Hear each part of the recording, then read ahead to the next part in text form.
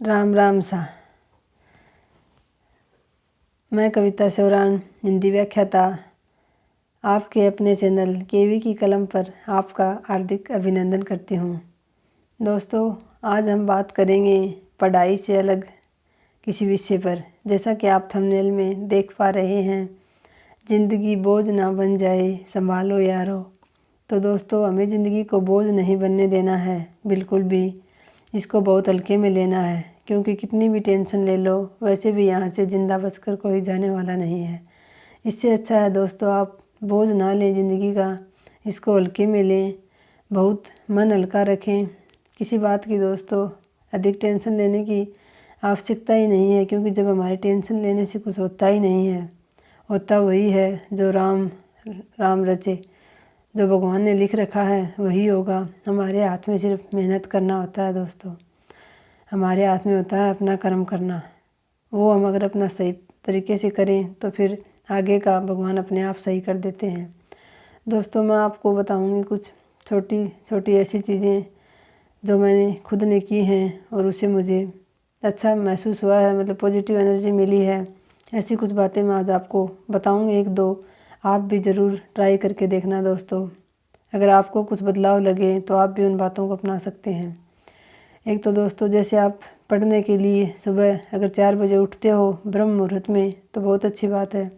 अगर आप नहीं भी उठ पाते हो 4 बजे, तो भी दोस्तों आप सूर्य निकलने से पहले तो आपको बिस्तर अवश्य छोड़ देना चाहिए। और जब सूर्य निकलता है तो जहाँ आप रहते हो वहाँ से अगर संभव हो सूर्य उगते हुए सूर्य का देख पाना, तो ज़रूर आप उगते हुए सूर्य के दर्शन करें और उसको एक लोटा सूर्य को जल का चढ़ाएँ और 5-7 मिनट ही सही, लेकिन उगते हुए सूर्य को एकटक ज़रूर निहारें। देखना दोस्तों, आपको एक अलग ही पॉजिटिव एनर्जी मिलेगी पूरे दिन के लिए। आप ये प्रयोग करके देख सकते हो। दूसरा है दोस्तों, आभार जताना सीखिए।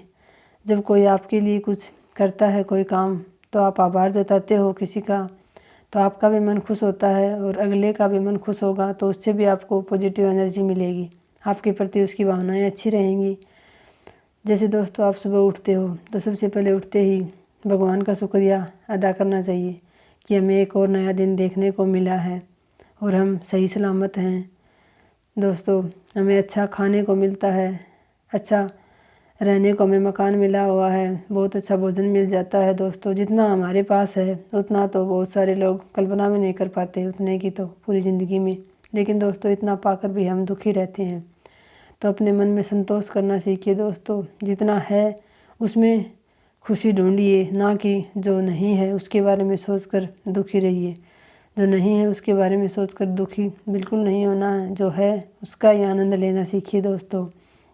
एक आप जब भी भोजन करते हैं, आप बहुत अच्छा भोजन करते हैं भरपेट, तो आप उस अन्नदाता का, जो किसान फसल बोता है, अनाज बोता है, वो हम तक पहुंचता है, तो उस अन्नदाता का और ईश्वर का धन्यवाद ज़रूर करें खाना खाने के बाद कि आपको इतना अच्छा भरपेट भोजन नसीब हुआ है। तो ये छोटी छोटी बातें हैं दोस्तों, इनको आप अगर अपने जीवन में अपनाते हैं तो आपको बहुत अधिक फ़ायदा मिलेगा। दोस्तों, ज़िंदगी में तो वैसे भी यहाँ से कुछ किसी को लेकर कोई कुछ ना लेकर आया था ना लेकर जाएगा, ये तो हम सबको पता है दोस्तों। अभी हम बैठे हैं अच्छे खासे, खा पी कर सोएंगे, सुबह किसी को नहीं पता उठेंगे भी या नहीं, कौन सी सांस हमारी आखिरी सांस होगी। लेकिन फिर भी दोस्तों, तनाव टेंशन दुनिया भर की रहती है, तो तनाव टेंशन को छोड़िए दोस्तों, ज़िंदगी को हल्के में लीजिए। बस अपना कर्म सही तरीके से कीजिए, किसी के प्रति मन में ईर्ष्या द्वेष भाव ना रखें। अगर किसी ने आपको कुछ कह भी दिया हो तो वो उसका कर्म है दोस्तों, आप अपना कर्म अच्छे से कीजिए। किसी दूसरे के लिए आप अपना कर्म खराब मत कीजिए। आप खुद सही रहिए दोस्तों। बाद में जो गलत करेगा वो उसका कर्म है, वो उसके हिस्से में जुड़ेगा। और दोस्तों, जैसा हम सोचते हैं, अगर हम सारे दिन किसी के प्रति बुरी भावना नहीं रखते, हम दूसरे का अच्छा सोचते हैं, तो दोस्तों भगवान खुद देखते हैं, वो हमें खुद अच्छा देते हैं। जैसा हम दूसरे के बारे में भावना रखेंगे वैसा ही हमें मिलेगा दोस्तों। तो क्यों ना हम सभी के प्रति, हमारे करने से कुछ नहीं होता, तो क्यों ना हम बुरा भी किसी के प्रति क्यों सोचें, अच्छा सोचें, अच्छी भावना रखें दूसरे के प्रति। जैसा हम मन में सोचते हैं वैसा ही भगवान हमें देते हैं। जैसे कि आप देखते हो दोस्तों, बहुत सारी अधिकतर जो भगवान हैं उनकी मूर्तियां हम देखते हैं, कहीं भी मंदिर में हो या कहीं भी उनकी मूर्ति देखते हैं तो वो हमेशा दोस्तों तथास्तु उनका एक हाथ आशीर्वाद के रूप में ऐसे उठा रहता है। तो दोस्तों, जैसे हम मन में सोचते हैं कि हमारा ये काम नहीं होगा, किसी काम के प्रति हमारे मन में संशय होता है, तो भगवान कहते हैं तथास्तु, यानी जो तेरे मन में है वही होगा, ये काम नहीं होगा। और अगर हम ये कहते हैं हाँ ये काम मेरा हो जाएगा, जैसे आप तैयारी कर रहे हो व्याख्याता की या सेकंड ग्रेड टीचर की या कोई भी आप काम कर रहे हो, आप ये सोचोगे कि ये काम मैं कर लूँगा, हो जाएगा, तो भगवान कहेंगे तथास्तु, हो जाएगा। यानी वो हमेशा तथास्तु की मुद्रा में रहते हैं, जैसा आप सोचते हो उसी को तथास्तु कह देते हैं। इसलिए आप अपना अच्छा सोचें, पॉजिटिव सोचें। तो पॉजिटिव सोचने से दोस्तों जैसा आप सोचेंगे वैसा ही भगवान तक संदेश पहुँचेगा और वैसा ही आपको मिलेगा।